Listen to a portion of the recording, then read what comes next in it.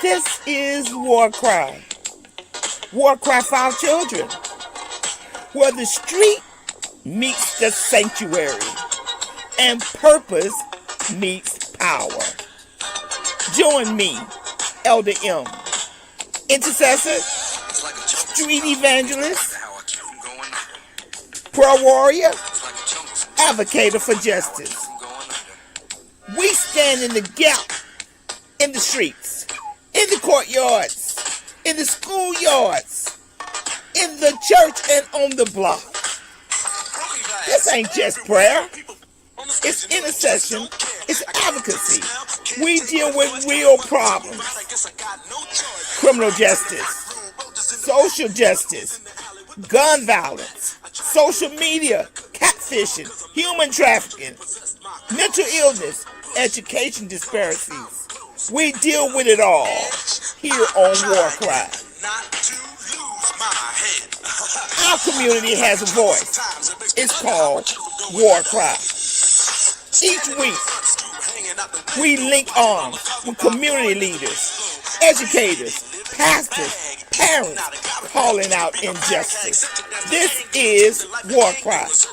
This is not just a podcast. It's more than a moment.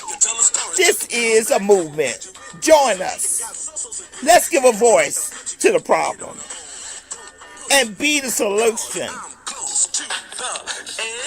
I'm trying not to lose my head. It's like a jungle sometimes. It makes me wonder how I keep them going. WarCry. We're going to speak out for our children. Let freedom ring? No. There cannot be freedom until there's justice. WarCry, join us Mondays, 11 a.m. I'm just about to lose my mind. This is WarCry. They're trying to turn time back. But let us get out and give a voice to the problem. This is WarCry. Join us, be with us, or be gone. Don't push us. This is WarCry. Trying not to lose my head. It's like a jungle sometimes. It makes me wonder how I keep from going under. We're not going under. This is WarCry.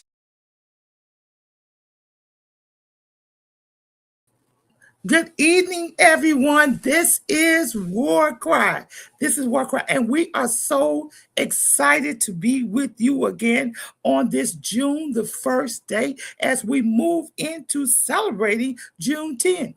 We're going to just top off the month of June with so many exciting things, but today we're going to talk about the invisible chains and the unhealed wounds. That's a touchy subject. Invisible chains and unhealed wounds. As always, we invite you to share. We invite you to subscribe. This is a boots on the ground urban podcast. I was going to say radio station because, I do like radio, but this is a podcast where we have a panel and we have guests and we're going to chat away. And hopefully when you leave from here, you will have gained some information. And we want you to share that information, not just with your other brothers and sisters, but we want you to share with your children. Our children need to know who they are and where they come from. We have a group that don't have an identity, but we know, so it's our responsibility to share. This is WarCry. Just bring the panel on. I am so excited. Bring the panel on.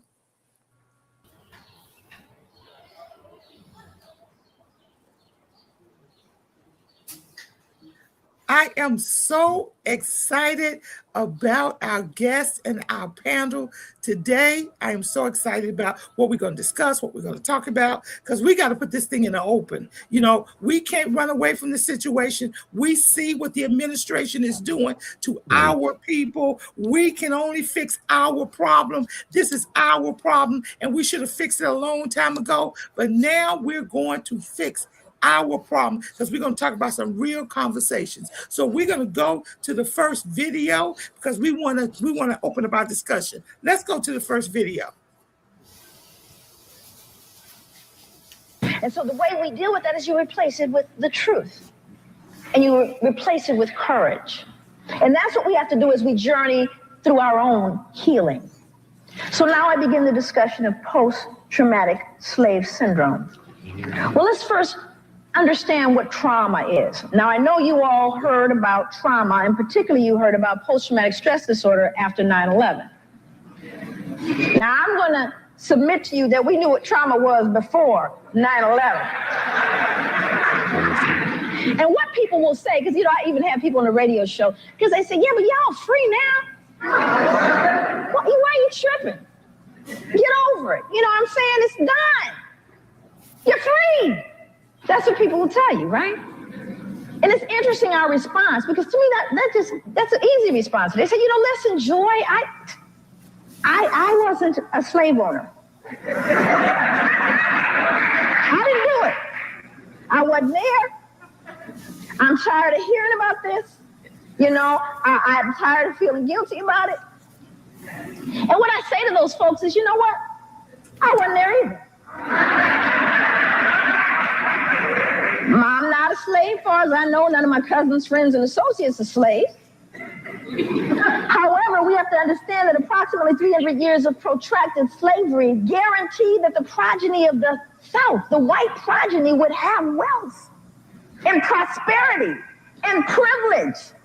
And it guaranteed that the descendants of those stolen away would have debt, servitude, fear, and misery.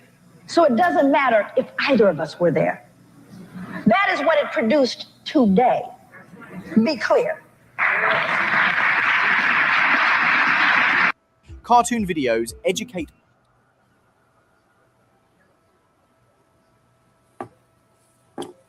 Now let's talk about this thing about traumatic trauma and invisible chains and unhealed wounds. What did you think about the video when you looked at it? What did you think about it? Anybody? Open question. What did you think about the video when you seen it? That the majority of times when we try to talk about some of the trauma that we faced throughout our generations, people of other race say, I didn't do it. Yeah. It wasn't me. How can you blame me for something that I don't do? Right. And that's on one side. And on the other side, we say, we wasn't there. Awesomes say, well, you know, I went to college. Everybody went to college.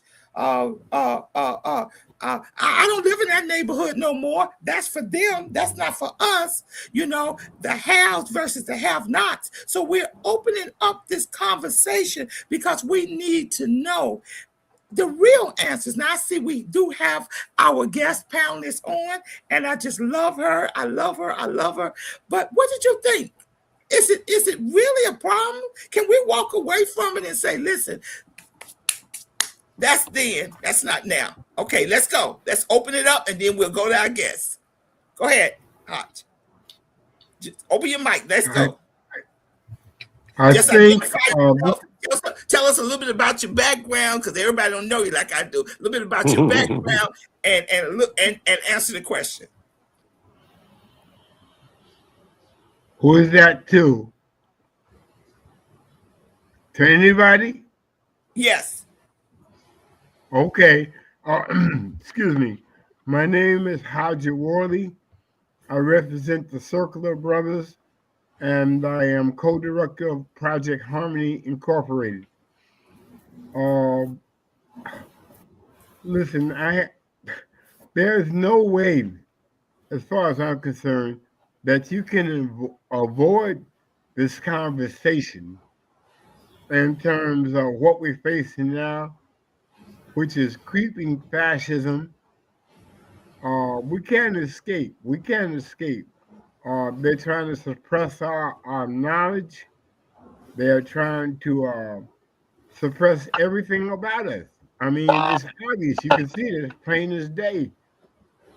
You have to be Stevie Wonder not to see this. And if you can't see, you can smell it. Because it smells real bad, as far as I'm concerned. Okay, let me come in, Hodge. Let me come in. Did we allow them to do this to us? I agree. Now say again, Elder, Did please. we allow the system to put us back in this rope-a-dope? Well, it's kind of scientific, Elder. It's kind of scientific. As my brother Robert would say, they stay in the lab 24/7.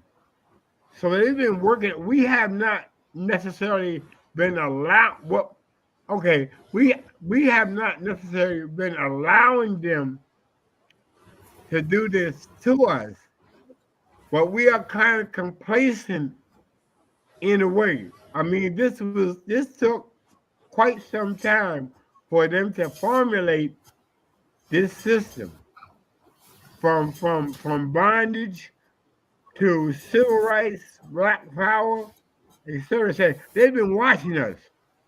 We have been their enemy all the time. Okay, they've been watching us. Okay, someone else come in. Come on. Did we do this to ourselves? Yes. Because half of us think we made it. The other half think we didn't make it. And white folks think, guess what? I'll let y'all get away with a lot. So let's go. Well, I think the problem has been that slavery changed. It's the face of slavery has changed with the times. It was a form of racism then, but it evolved into modern racism, where things became systemic as to how we were excluded from the mainstream, from their stream, from the oppressor's stream of living and livelihood. So we've been, your question was, have we allowed it? To a great extent, we are still allowing it. I not only say that they stay in the lab and have us under the microscope where they know us extremely well, much better than we know ourselves, so that they can constantly plan and play their chess game and stay 10 moves ahead, if not more. So we're constantly held back in many different ways in this system that we live under. And that's the problem. Let me say something to you. There was affirmative action, and they allowed us to go to some schools that they tried to keep us out of. And guess what? We did get some education. We did not always support our historical black colleges like we should have. We always didn't teach our kids Black history like we should have.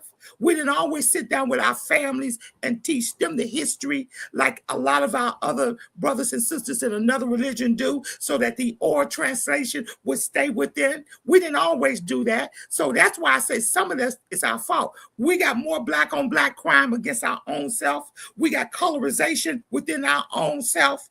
We got a lot of things going on with our own self. So is it fair to point the finger at them when the finger should be pointed at us? I'm just saying.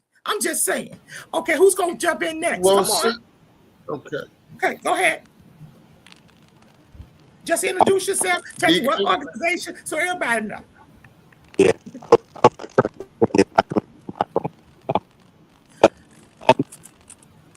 Deacon Rodney, Deacon Rodney, your mic is not working. My mic is not working well. Deacon Rodney, your mic is not working. He's going out to come back in. That's Deacon Rodney. And let me tell you who Deacon Rodney is. Deacon Rodney is a Catholic deacon in the Catholic Church, and he pushed for reparations for us. As you know, the Catholic Church, Pope Paul has put a statement out, and that statement is saying is addressing some of the Atlantic slave trade that the Catholic Church participated in. Now, I'm sure that we're going to hear a lot about that. Okay, who wants to be next? Come on. Did we do this to ourselves, or did they do it? And is this trauma really trauma, or are we just finding an excuse? Minister Patton. Yeah.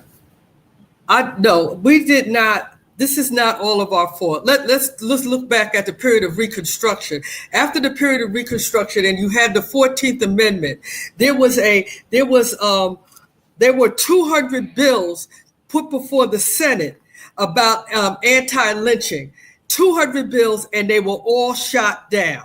One was the Dreyer bill in 1922 was passed in the House of Representatives, but they did a filibuster and it went poof. So when this thing happened there was an incident that happened in Ohio. I have to write it down. It was an incident that happened in Ohio, and 150 black men were killed. They went to the Supreme Court and said, well, the 14th Amendment says that you are supposed to protect them. The Supreme Court came down with the decision that you have to be responsible for your own people in your area. This is what the 14th Amendment said. You have to be responsible for your own people in your area. So I don't know. We do have a 14th Amendment specialist on the line. Okay. Because when we look at the 14th Amendment and we look at the 13th Amendment, we got to look at the dates that these amendments was written and how people interpreted these amendments, and they were not interpreted for our benefit. That's why we got so many problems in the White House. Right. That's why I'm going to throw the question out here eventually, because I'm really upset about this. Should we participate in 4th of July or should we participate in Juneteenth? You know, why do we black people participate in 4th of July? But I'm going to just say that, just to throw it out there. Who wants to come in next? Did we do this to ourselves? Mecca, did we do this to ourselves? I mean, some of it we did to ourselves, but don't you think at this point it could be from the lack of understanding? Because if you don't know who you are, if you can't identify who you are as a black person, if you can't identify who you are as a person that can do good or well or has something to contribute to society, if you can't identify that, and people tell me that the teachers that teach in the schools that are poor schools or underprivileged school gets X amount of dollars over what the other teachers get, then why isn't it producing? Why isn't it producing? They get an X amount of dollars over what the regular. You know what? It goes longer than the school systems. Because we have, but why do we have school to the prison pipeline? Yeah, we got that, but it's our problem goes longer than that. Mecca, come in, Mecca. The usage of the word allow is crazy, right? And the whole panel is making excuse, right, for a system that is so broken or so well thought out, so 10 steps ahead, whatever they got, their agenda, they study us, they know this and the third. At that same sentence, right, you can put a comma and say that there is no wiggle room in that system or in that construct of the matrix to even address the situation where we could be effective as a people. Because there is I don't understand, Mecca. What you tell me there's no wiggle room? Look, we went to college. We went to college. We went to private schools. We went to college. We went to private schools. We work on Wall Street. We work in the White House. What do you mean there's no wiggle room? Some of us got out of the wiggle room. Auntie Elder, that sounds like hush hush. That sounds like hush. Let me give them a little this, little that, because I know they are superior people.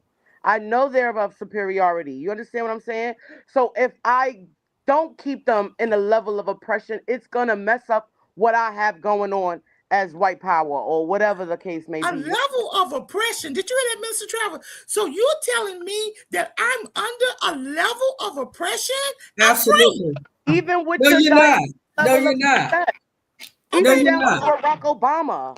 I'm not bamboozled, Auntie Elder, by what they portray as we success. We got to have a real conversation. Because guess what? Half of us, not maybe you guys, but half of us think we're free because we made it. We're living in Cupcake City. Not really. This is not Cupcake City. We're making the digits behind one number. We got the receipts. We got the degrees. And the other half of us is almost dying because we're being oppressed. So we've got to talk about the marginalized people, not those that made it on affirmative action. And let me tell tell you something. We got a brother that's sitting on the Supreme Court. You know he's not for us, right? That's all I'll say. No. You know he's not This for is us. what I'm Okay, saying. who else want to come to the conversation? This is Come what on I'm in. saying, Auntie. When they put their puppeteers in place to polarize the black race, and everyone to say, yes, yes, yes, we praising the best slave that made it, that they dangling in front of our face to keep us quiet, to give us some level of equalism. I never understand why, as a superiority, right? Because I'm not going to sugarcoat my melanin for no unmelanated character, right? Right? When I don't care how much Jay-Z is on a stage. I don't care if they put Barack Obama in the presidential highest seat of the nation. We still have yet to accomplish anything. We're still having meetings and kumbaya. We don't feel equal. It's a lot of sister. And the plan of action is so diluted or left with violence is the only answer. You understand? Well, Because propaganda is okay, so Mecca. effective Let me go on to the someone black else so they can come mind, in. Let me come right? in. You According know, to the steps violence that is they the are answer. ahead, that is Maybe no way to even increase the unity that you see in other races or religion, like you said, Auntie okay, Elder. You Mecca. understand what I'm saying? Let me bring somebody else in because maybe that's why we have violence in our DNA. Okay, someone else want to come in? Okay, are you there, Deke? Deke, is it working? Deke, we can't hear you because we're blaming the Catholic Church for a lot of this. Yeah, and deservedly so.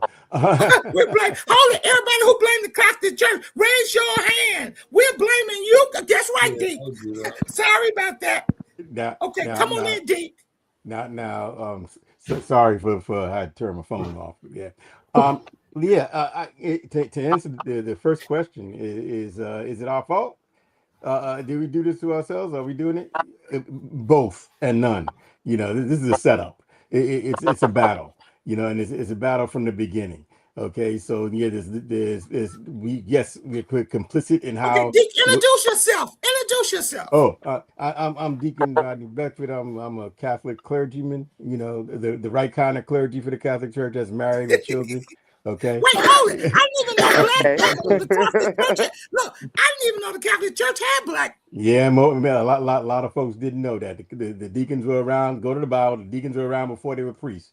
When the priests were in the Jewish temple and whatnot, the apostles were ordaining the deacons. Okay, all right. But and I caveat that because the deacons were gone for about 800 years because the deacons and the priests were fighting because the deacons had too much power.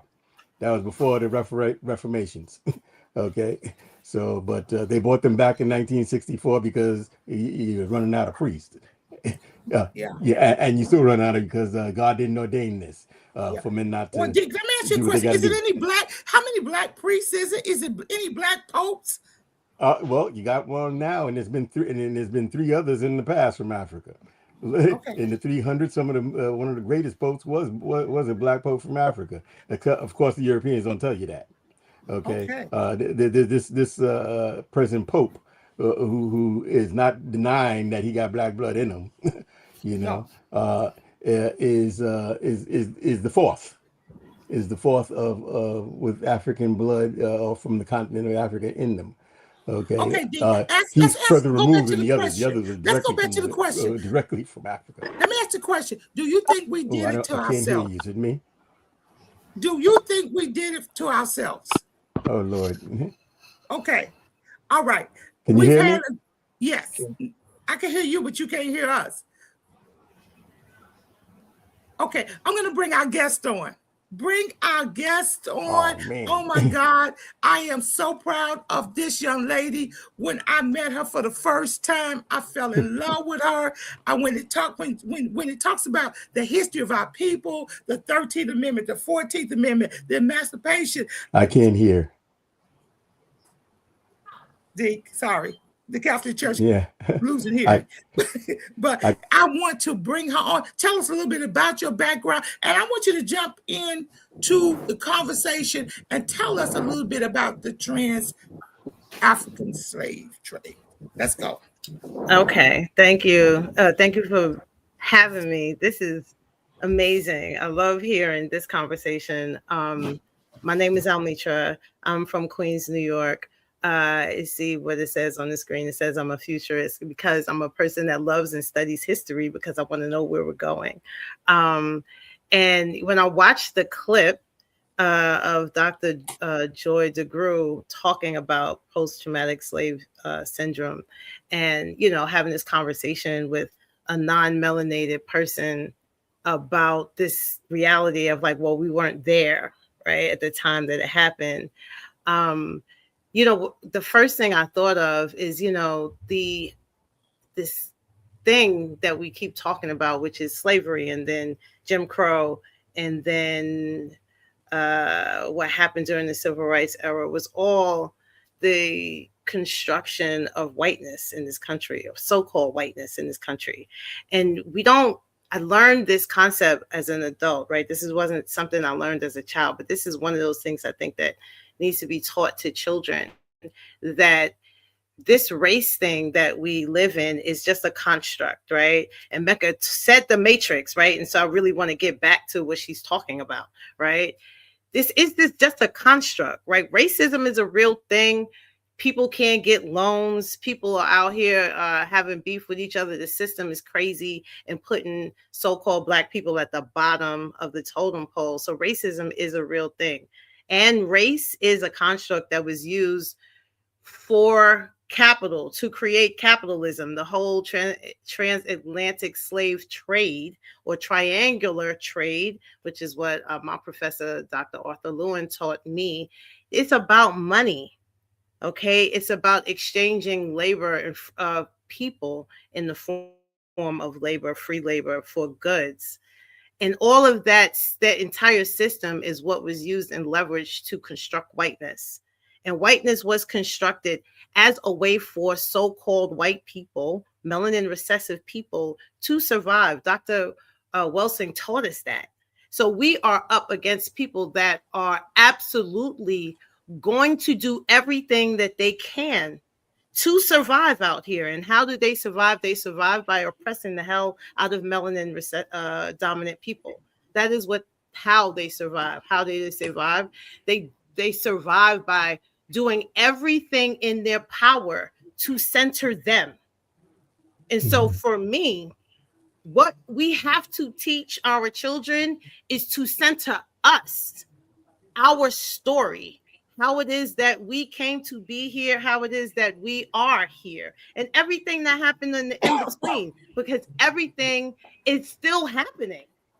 And not knowing what happened before is not going to help us in any way. And so, I hear Elder M. Let me come in with a question. I have a question. Okay, sure. Yes. Can Black people be racist? Absolutely. Black people cannot be racist because Black people don't have economic power.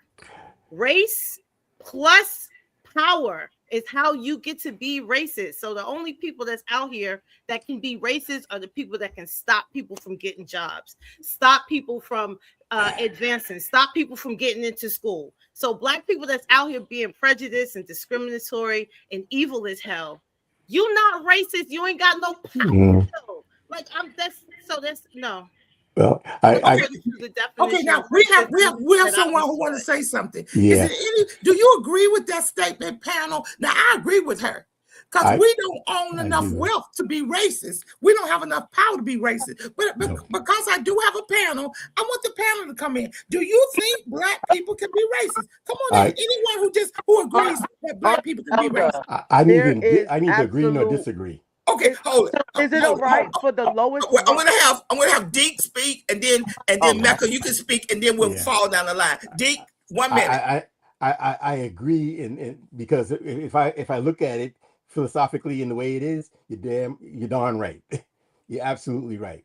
Looking at it, but in terms of just straight talk, and starting today's talk, we're going to be discriminatory when it's one or the other. That's just nature. Okay, nature hold that. says I just need the question answered. And I just need the question answered. One thing. Mecca, come in. So the lowest rung on the non-melanated totem pole can treat me with a level of disrespect in forms of my skin color in contrast to theirs, and that's okay. the non-melanated people that's in the welfare center with me, that's all right for me not to be like I'm a tad bit better. I feel the level of what you're saying. You're taking away from our ability to even feel what we need to conceptualize inside ourselves as far as confidence, right? So you telling me I can't be racist to whites? They don't need to have everything in their life together to hate my black ass. I hate them just as much as they hate me. We Okay, cannot be okay, showing them love like that. okay. All right, Mecca, hold it there. Anyone else that believes that black people can be racist? May Anyone I else? chime in? Can I Come chime in. in, please? How you doing? I'm Jawan Zakaya. Hello, panel. How you doing, brothers and sisters?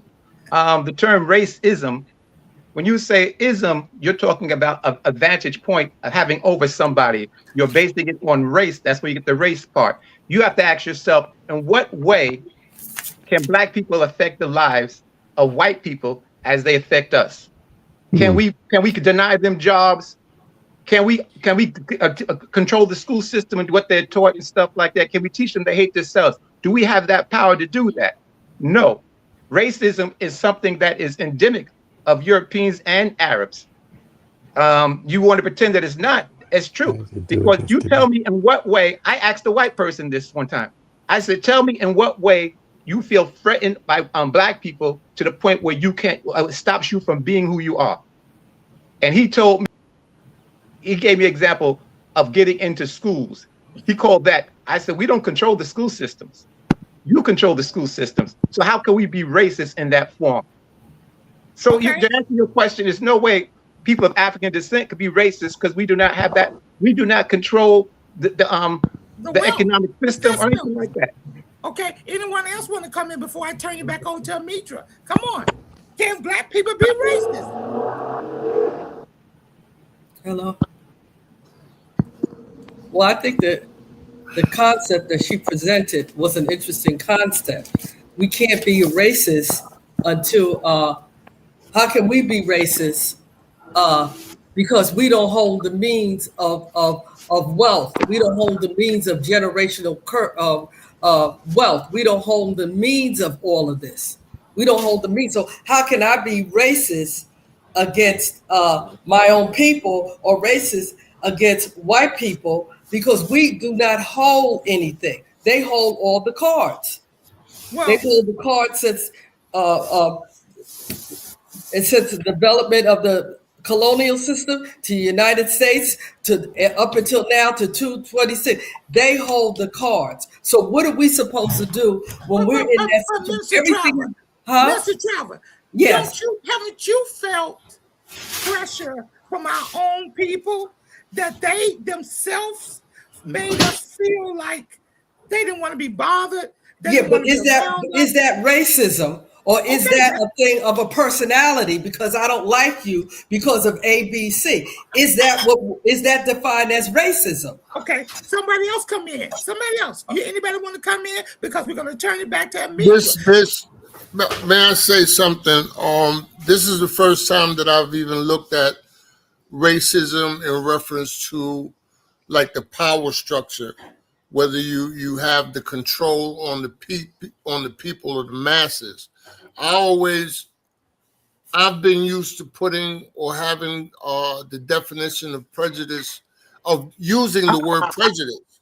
I don't like so-and-so. I don't like that race of people because, of whatever the fact is.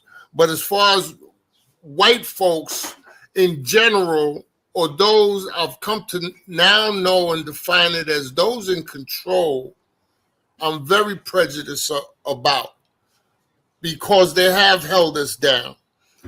We have control we need to take control on ourselves as far as uniting and coming together. That's where our focus has to be, because at this point, we don't own jack. We own nothing, especially compared to the so-called elite or 1% or whatever. So we have a lot to so-called or catch up. But we can't do it individually.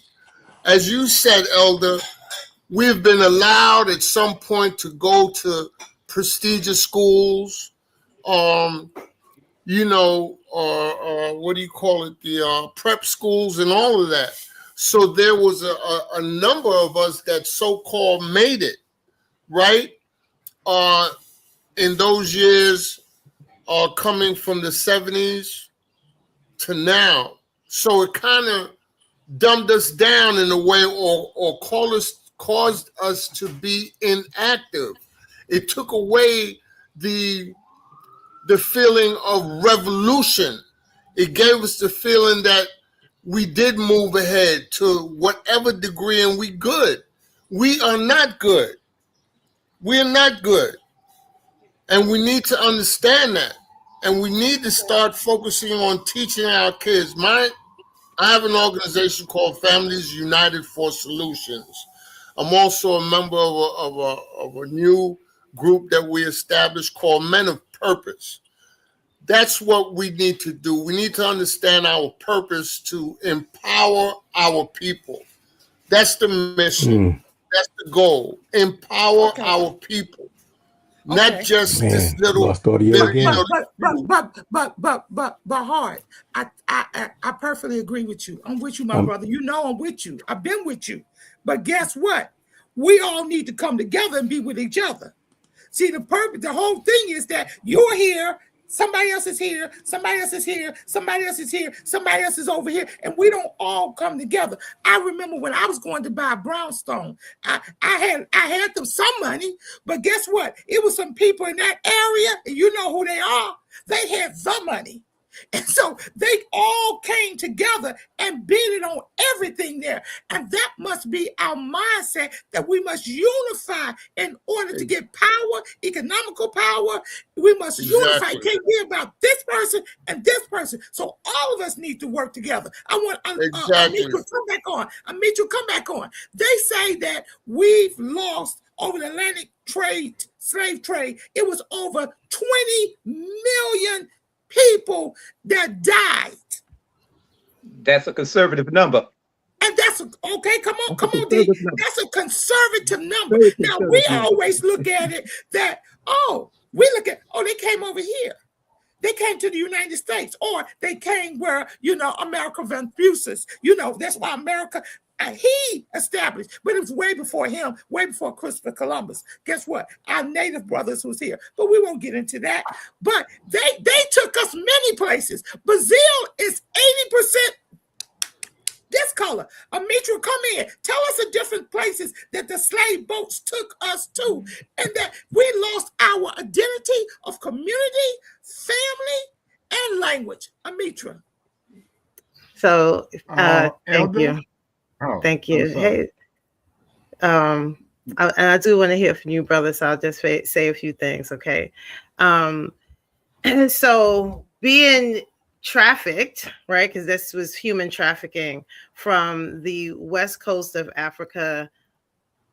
For the most part, we did come from Central Africa also.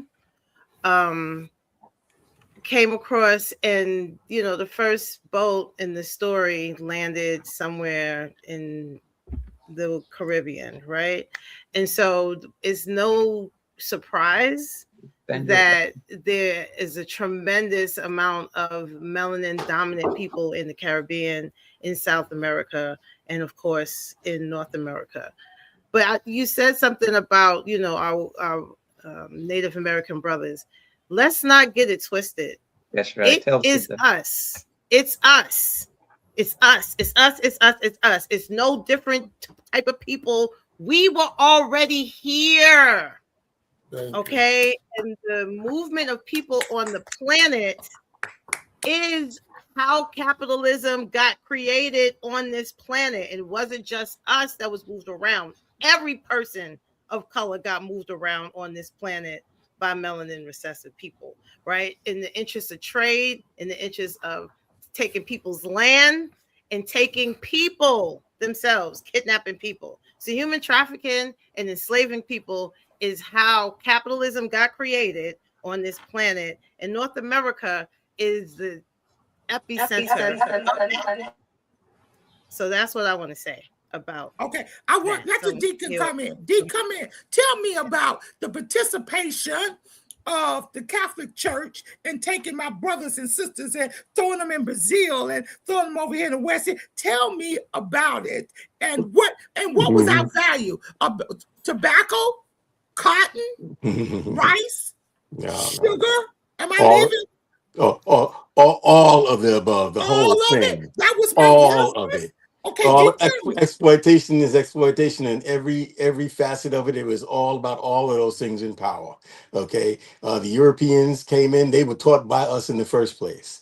Okay, the church was not a European church. The church, by and large, Christian church, was not all split up, and it was one, and it had nothing to do with race. It had much to do with cultures. But you see, the Europeans had that tendency. Those kings and those monarchs who the church put an imprimatur on and said, "Hey, yeah, y'all can go ahead and take whatever you want in the name of the Lord." Okay, that exploitative part of the church. Not Baptist, not different denominations. It was only one Christian church at the time. Okay, the universal church, the that's Roman right. church, The Roman church, we all the came universal church. But you see, the universal church. But the Coptics and all the other derivatives of that were all in union.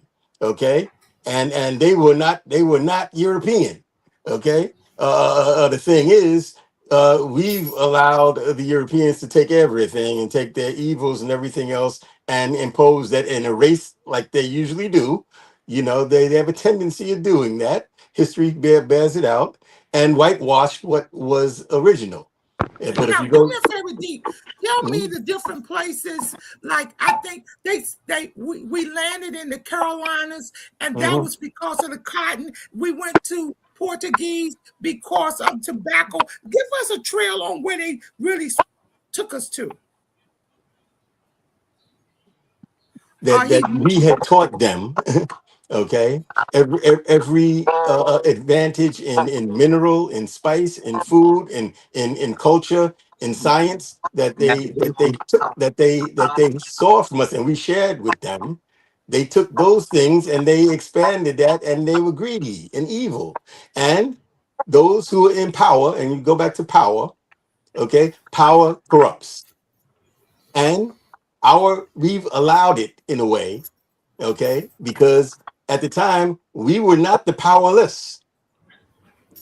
So yes, from the beginning, yes, we had a hand in our own coming to this, but I don't want to focus on. I want to focus on telling the truth. I want to focus on knowing the history, and I want to focus on where we're going. Let me skip to one thing here, since it's opportune and time is short. What this Pope just did, okay? He included something in to correct something. He didn't correct it. All he did was acknowledge it from that level. It had been corrected by the previous Pope Leo the 13th, who was more that straight up person after the four that preceded him, who kept this papal bull and gave all this permission. There were four popes in a row who gave up all of this. All Europeans. I'm just calling it. Okay. And what is happening right now is the same thing that was happening back then. This Pope saying what he said now But has what to did he do say? again. Tell us what he said. Tell us what he said. What he's saying now is, excuse the language, y'all. Yeah, we screwed up. We allowed all this happening because of us. That's the short version of what was said. And We have to all is apologize for happening that because of the Catholic Church. because Period. of the power of the church. The church. No, it wasn't the Catholic Church. It was the church too. Okay, the church gave permission. Okay, it happened because the evil wanted it to happen. All right, the Portuguese and all that, they wanted all this. Okay, and they went to the Supreme Court at the time, which is the Catholic Church, to get it okay. All right, and they got it okay 4 popes in a row for hundreds of years. Okay, now what the apology here is an acknowledgement from a pope from the first time from the church saying we did this. We okayed this. And it was because of the resources and everything that we allowed all this to happen. The human capital of the resources of slavery, this slavery was a brand new slavery. It wasn't a slavery of the time of Jesus. Okay? Slavery was around for a long time, but it wasn't around for the same evil purposes that slavery in the United States took shape and being. Okay. Okay. Deacon Rodney, I want to ask one question, and then I'm going to let Hodges come in and turn it back over. Will the statement that the Pope Leo said, will it move us closer to reparation? I want to say no. It's definitely no. No. So even though the Catholic Church, No. which is the largest church, universal church, is saying that this is what happened. We've taken people and we've moved them to, and so that's not going to move us closer. No, it's a step, yes, but it's an acknowledgement. You gotta start by admitting it. First, you admit it, but it ain't moving a damn thing closer. Okay? Because the reality is that come in. I'll come back to you. Hodges, you had something to say. Come on in, Hodges. Yes. Okay. Firstly, I want to commend you, Elder, on what you are doing. This platform is very, very important. I am a broadcaster on WHCR 90.3 FM, the voice of Harlem. And I've been threatened about saying things about Donald Trump, the regime, what's going on in Gaza, et cetera. But I'm not going to belabor that. I think that this is great, but I think one thing that bothers me is we are sometimes saying that the adversary has all the tools or all the cards. I do not believe that. I'm a student of history, and history tells me that the people rise up time after time after time after time, and it gets stuff done. I'm also a veteran of the Black Panther Party. And so I've seen what we are able to do. We might not have always gotten it right, but we were able to accomplish some things. I've seen what was done in the civil rights era, in the Black Power movement. I've seen what people like Martin Luther King, Malcolm X, Elijah Muhammad, so forth and so on, have done. So we are capable. We are capable of doing some great and wonderful things. We have to recognize that and stop giving them the power that they really don't deserve. Okay, Almitra, come in, Almitra. I need you to come in. Hodge, I want to bring Almitra in. Almitra, come in. Almitra. Okay. Almitra, I want to say something. I am so tired of coming on podcasts, on TV, or having seminars about the system that oppressed us. I need, after you say what you say, I need to know, how can I break this chain? What can we do to help our young people? They're dying. And I'm sorry about it. What can we do? We go on podcast after podcast. We look at TV. We see what the White House is doing, and we still stay stuck. The criminal rate is still going up. Our kids are still being killed. What do we need to do to break the chain? You got it, girl. You got it. So I think the answers is right here. I like this group of people right here. There are answers and solutions, right? And I'm hearing them right now. What the brother just talked about is exactly what I want to say. Like, we have accomplished so many things, and our magic, our ability to organize and our resiliency is just ridiculous. But what we don't do enough, in my opinion, is focus on that.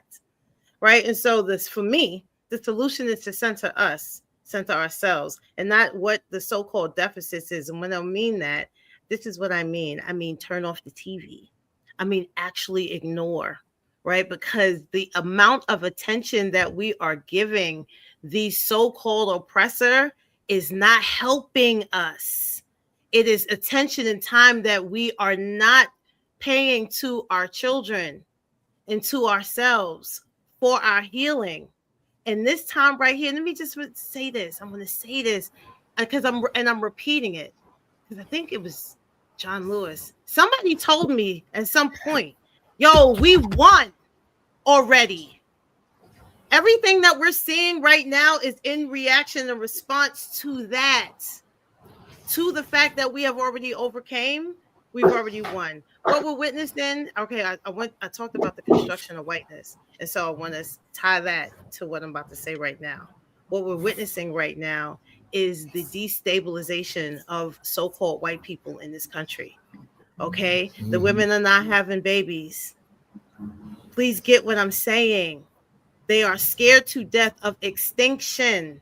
Everything that we are seeing is in response to that. So it is for us to know that the enemy is absolutely going to come for us, right? We don't believe that enough. We don't need to believe it. We need to know that.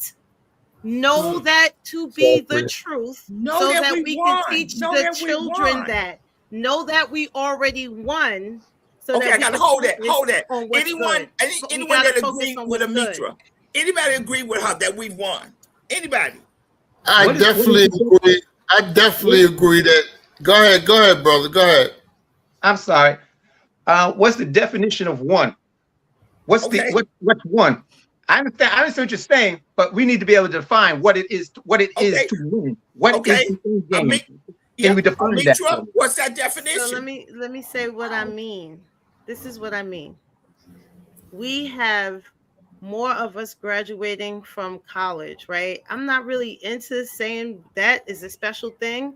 I'm just going to compare that to the fact that so-called white people are not graduating, right? And so-called white people are men in particular are eating bullets. They are taking themselves off the board at a rate that eclipses any other race and so-called race.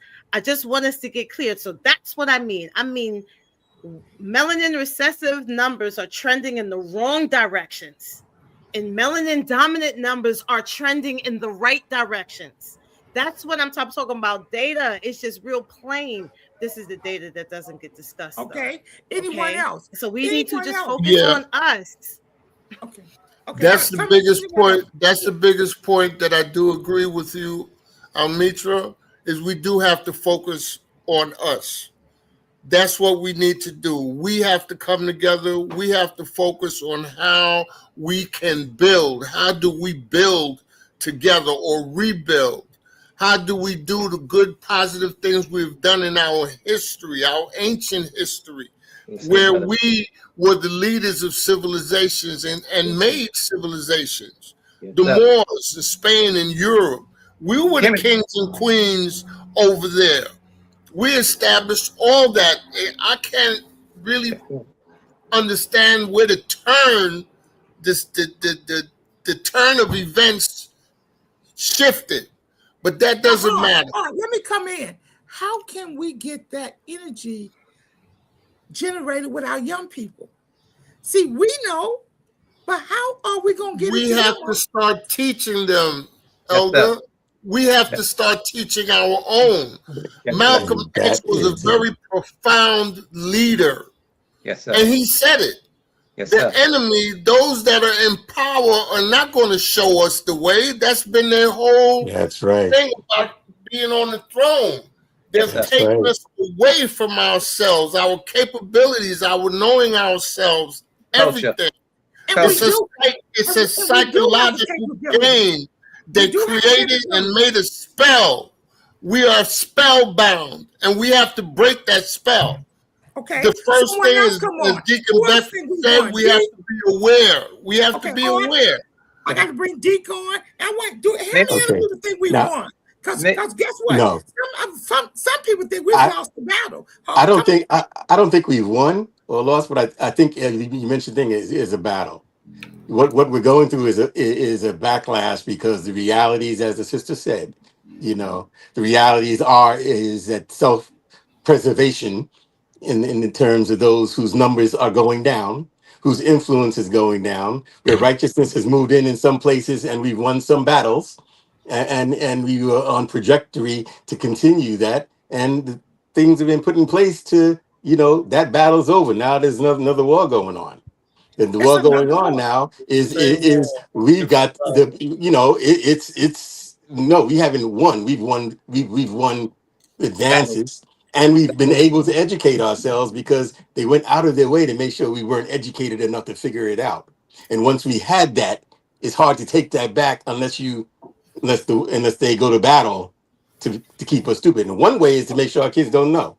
One way is to make sure we don't have institutions. One way is to make sure that there's nowhere for us to impart that information other than our family. But if you're talking about second and third generation of us that were lost in between, I would say the 50s, 60s and here, okay, they've already done major battle damage to us because our kids don't even want to learn about this right now because how do we having a hard time getting to them to teach them? Where do we teach them from? We were on our way. We had it going on. Find me an African Ghanaian drumming class or cultural class somewhere in the cities now. Where we have and I'm 74. What we had them years back. We were educating ourselves, and the institutions around us were educating us about us. And our churches were educating us about us. Our bosses were educating us about us. And all of those things have been diminished down so that we can't even teach each other because we have to set up that institution to teach ourselves. And I want to jump in, then I want someone else. Especially in the South, a lot of the Southern schools was named like from Harriet Tubman, Malcolm X, Marcus Garvey. So when you went to those schools, you felt a sense of Black history just by going into those schools. Now they're changing the names. They're not even teaching even who the school. They're changing the names in the South. I just want to say that. So you don't even go to Black schools or about that demonstrated unspeakable things in accordance to our history. So we got to get back to the Blackness of who we are and teach our kids. Okay, anyone else want to come in? Who think we won? Do we think we won? No. I don't think we won. I think, like I said, it has to say win, you have to define what winning is. What is the end game? We haven't done that. But there's an old African proverb that states, if you do not teach your kids, if someone else teaches your kids, they're not your kids. That's right. So in essence, what the brothers and sisters said already, we must take control of the education of our children. What our children are receiving now is called miseducation. Carter G. Woodson breaks it down beautifully. The miseducation is what's happening to our children. We're teaching our children, our children are being taught not to appreciate who they are because they do not understand who they are. If they understood the beauty and the greatness that exists in them and the history that they have, not from the point of slavery. Our history goes way back before slavery. Yes. We have a great history before slavery. And we need to tap from there. I was told one time, a brother told me he wanted to do a program with the kids, how we came from Africa.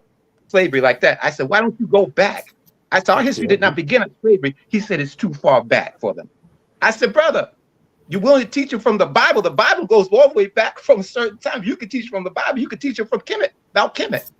So it's the responsibility for raising our children and teaching our children falls on us. No one else but us. We can't expect the school system, the European school system, to teach our kids. Their job is to dumb them down so they can be subservient to them. They're doing their job. Right. We're not doing our job. So what I hear you saying is that that's a part of the parents' responsibility.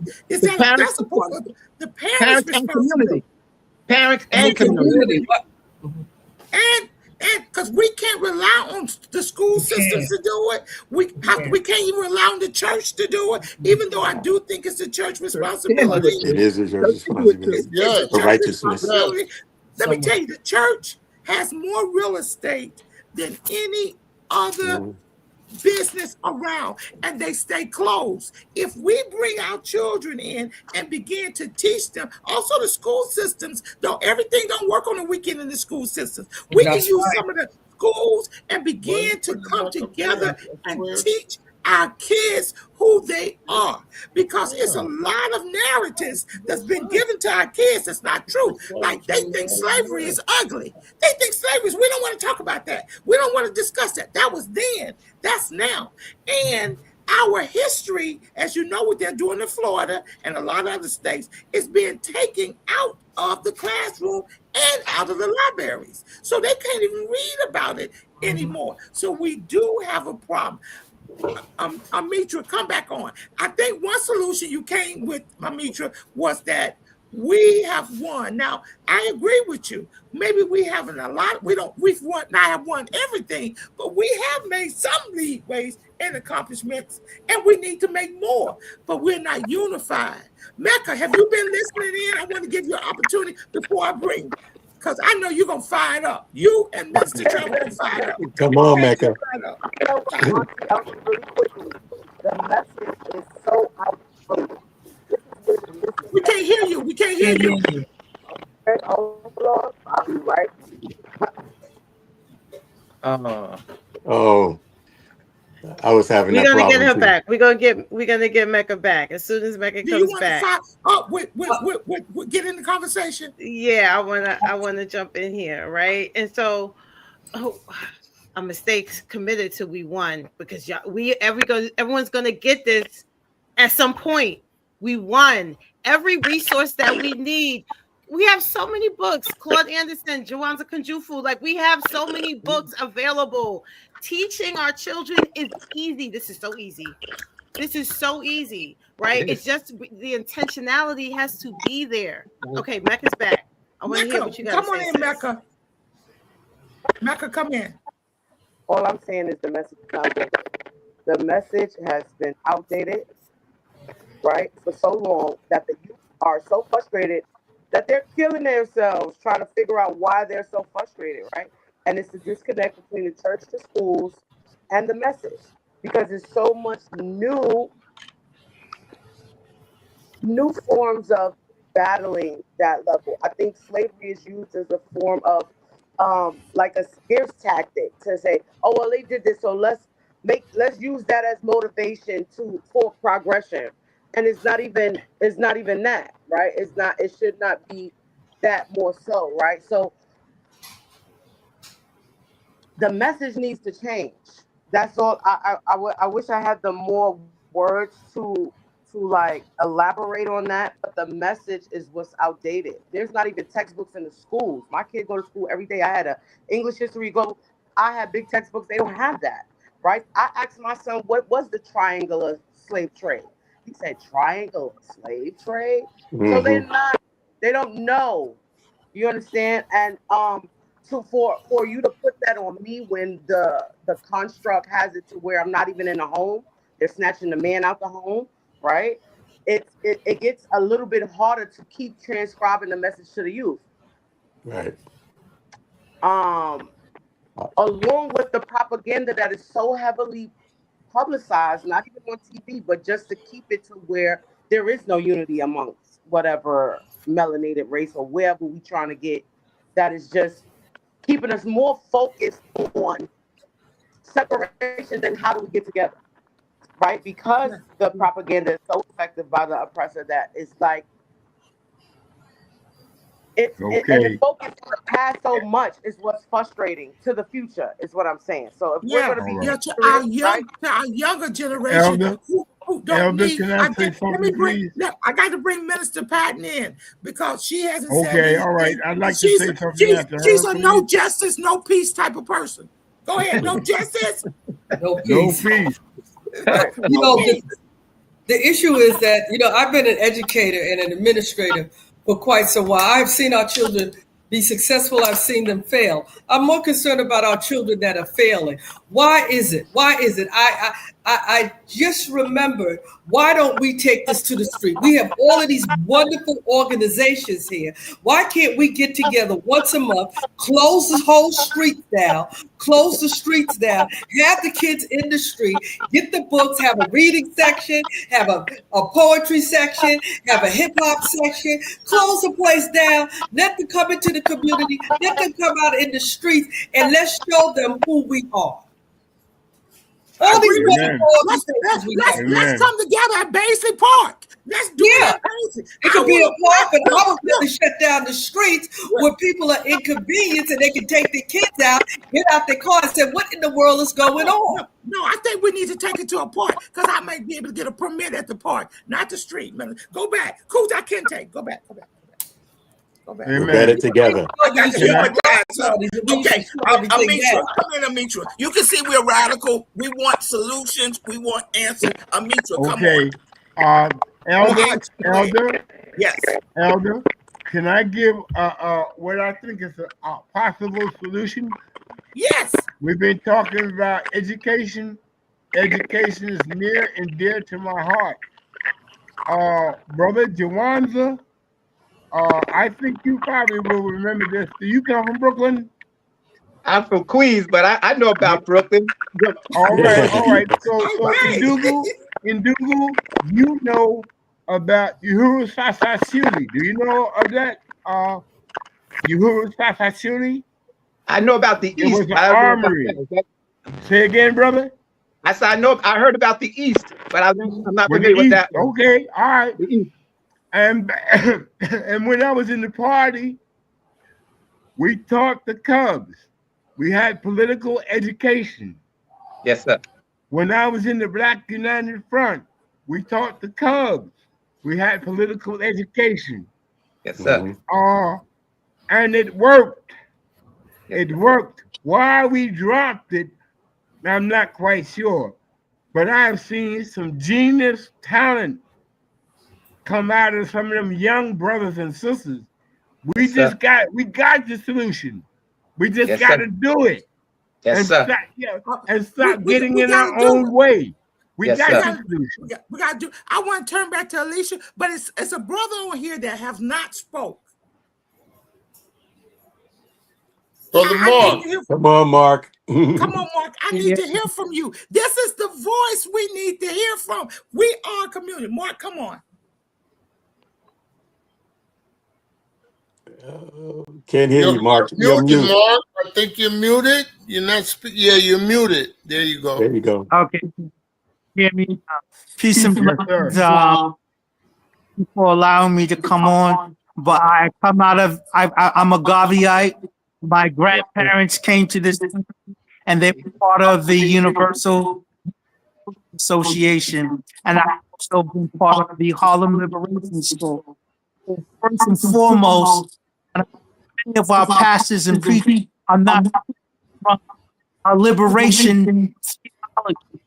And so our kids are, and we need to make sure that Malcolm X said the future, and we're failing to prepare our kids for the future. Those who knows their past and understand how the past is interconnected to their future won't seek to destroy themselves. We talk about reparations, and when we talk about reparations, the ancestors had already paid the price.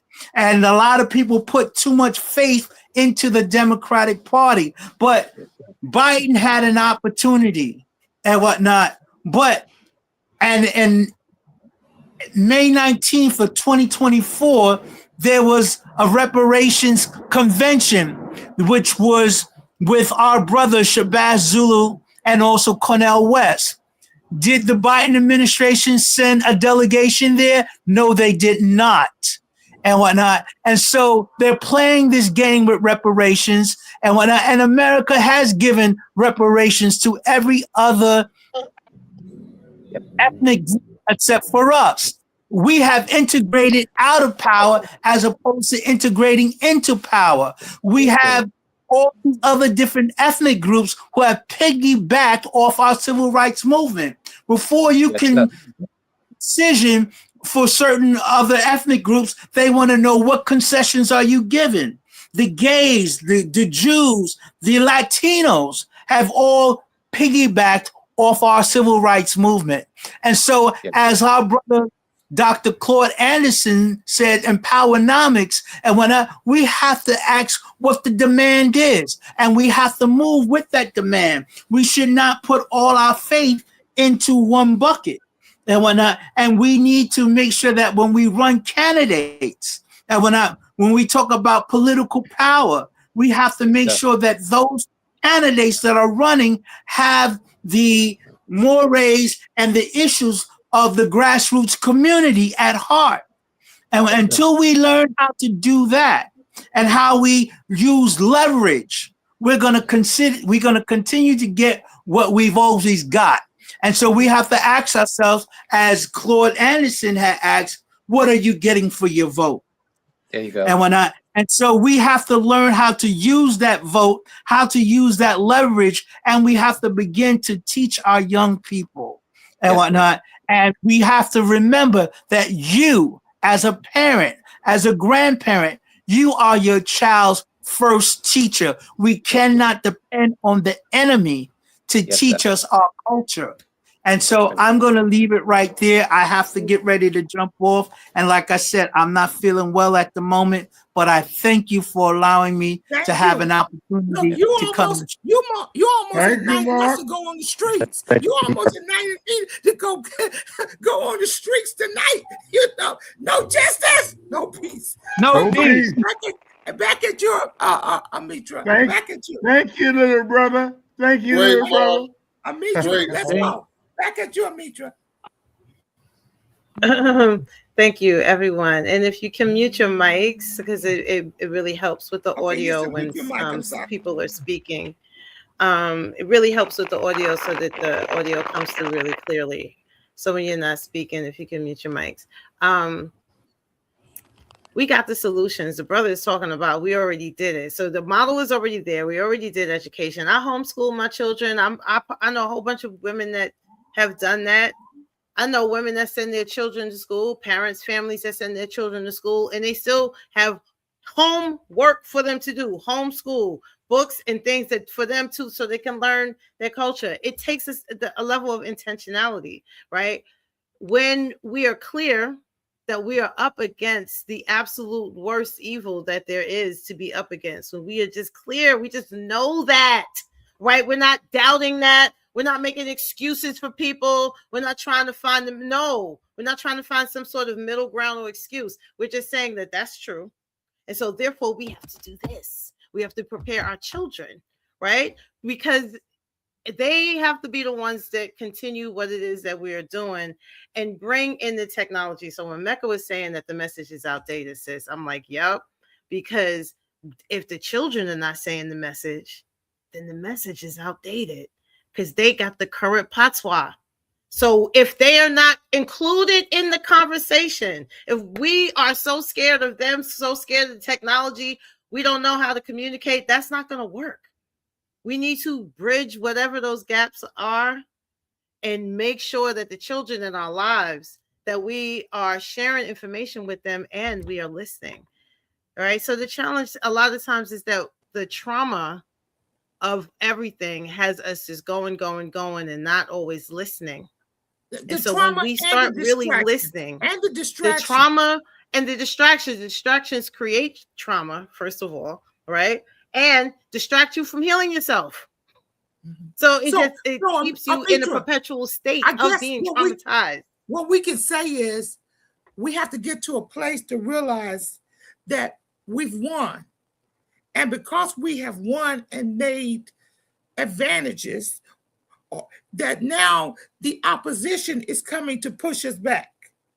The other thing I guess we can say is that each of us should know how to reach somebody and some young person and begin to pour out. If we can't even get our groups, our churches, our schools, we need to volunteer and be with our young people in a place to start unpeeling back that which has been poured in them, which is not always right. And if we don't know our history, we will never know our future. Is that some of the things that you're saying, Almitra? That is exactly what I am saying. So when you going to call us together? When you going to galvanize a group of us and we can take this thing? Because it's too many of us that's been segregated. You know, this group over here, this group over here. We need unity. It's not about me. It's not about you. It's about the future of our children. And that's what we got to keep from. And we got to listen to them. They know. They know some stuff. So we got to listen. Now the other thing, we got to listen to them, and we got to share the story with them that we are unified. And we are unified. Now, we have to share the story with them on how it is that we are working together. We got They have to see it. And I want to post this question. Should we celebrate July the 4th or should we be celebrating Juneteenth? What? Which one should we be celebrating? Okay, Hodge, which one should we be celebrating? I can't hear you. Mecca, which one should we be celebrating? You're muted, Haja. I don't think there's no cause for any celebration of any sort. So from Juneteenth, you don't think we should celebrate Juneteenth? Can you hear me? Can you hear me? Yes, Hodge. I think we have the option of doing either one or either or. We are planning. We have a community garden here on 122nd Street in Harlem. But why should we celebrate? Why should we celebrate July the 4th? We wasn't even free. July 4th, for one thing, it's the 250th anniversary. Okay. Okay. And I'm not a MAGA. Hear me out. I'm not a MAGA or anything like that. But I believe we have sacrificed too much blood, sweat, and treasure to let this thing go by. Okay. Without response. So we're going to have a counter. Someone else. Somebody else. I know you're passionate. I know you was in the Army, but we need to let us move. Should we celebrate Juneteenth or 4th of July? Okay, all right. I'm getting ready to answer your question. Okay.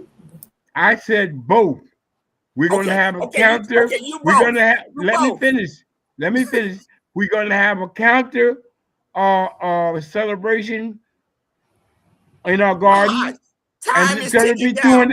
Time is ticking down. You got for the next program. Okay. For the next program. Okay. Anyone else? Okay. Anyone else? Should we celebrate 4th of July or Juneteenth? Mark should answer that. He's on the Juneteenth committee. Mark, where are you? Okay. I think he had to get off, right? I think he had to go. While Mark is there, Deacon Deke, should we celebrate Juneteenth or 4th of July? Juneteenth. Okay. Absolutely. Mr. Patton, Juneteenth or 4th of July? Juneteenth only. Only, because do you know that when the United States, America broke away from Britain, we were still enslaved. I think it was what year was that? Somebody recall that year? We were still enslaved. Okay, we were still enslaved. So it wasn't just about Texas. We got our freedom. We did not get our freedom then. Okay, Mecca, your last words, closing word. Should we celebrate Juneteenth or 4th of July? I mean, not Mecca. I'm sorry, Almitra. Juneteenth or 4th of July, and you have the closing words to the show.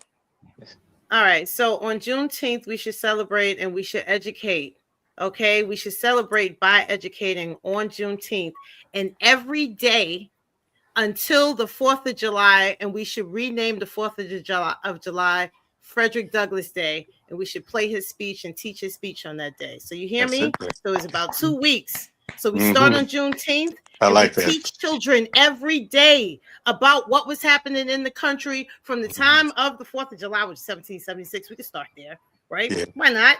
Right? And to 1860, whenever it was that Juneteenth was, right? We just so much to cover in that time. So this is not an either or. This is a daily celebration from Juneteenth to the 4th of July. And the 4th of July is no longer Independence Day. Or maybe it is for somebody. But for us, it is Frederick Douglass Day. And we play his speech and we teach his speech. How about that? Let's be completely out of the box. Let us all make a vow to take a child and to educate not just one child, but a group of children, and tell them about the victories that we had. We won. And may the Lord continue to bless you and keep you as we move from this show. But we will take our marching orders and we'll be back in 2 weeks. Thank you, panel. This is WarCry. Boots on the ground. We had a great conversation. Thank you. God bless you. Everybody, let's clap. Boots on the God ground. bless. Boots on the ground. Boots on the Boots ground. on the ground. 10 Thank you, toes And- King. down. Thank you. and we're better 100%. together. On the ground. 100%. We got our marching orders, and let's follow our orders. Okay, we're gonna do it, Almitra. We're gonna do it, and No when we doubt, come back, no we're gonna doubt. show the impact. And the next show, I want to bring young people on so we can educate them. I want to bring young people on. We had a youth summit. I want another one. I want you to come on, Almitra. I want everybody to come on because we've got to do this thing. And guess what? We got to do it now. That's right. Amen. I'll see you later. God bless Amen. you. God bless. Amen. God bless.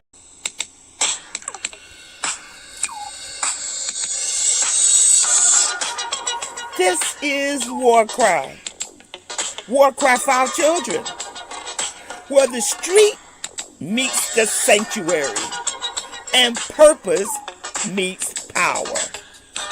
Join me, Elder M, intercessor, street evangelist, prayer warrior, advocator for justice.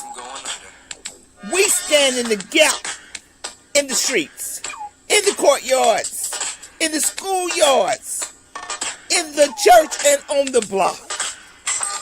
This ain't just prayer. It's intercession. It's advocacy. We deal with real problems.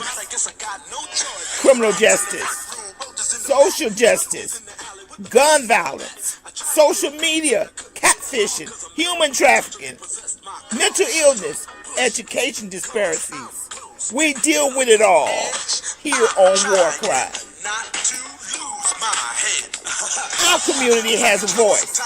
It's called WarCry. Each week, we link arms with community leaders, educators, pastors, parents calling out injustice. This is WarCry. This is not just a podcast. It's more than a moment. This is a movement. Join us. Let's give a voice to the problem and be the solution. Not to lose my head. It's like a jungle sometimes. It makes me wonder how I keep them going. WarCry. We're going to speak out for our children. Let freedom ring? No. There cannot be freedom until there's justice. WarCry, join us Mondays, 11 a.m. I'm just about to lose my mind. This is WarCry. Oh, they're trying to turn time back. But let us get out and give a voice to the problem. This is WarCry. Join us, be with us, or be gone. Don't push us. This is WarCry. Trying not to lose my head. It's like a jungle sometimes. It makes me wonder how I keep from going under. We're not going under. This is WarCry.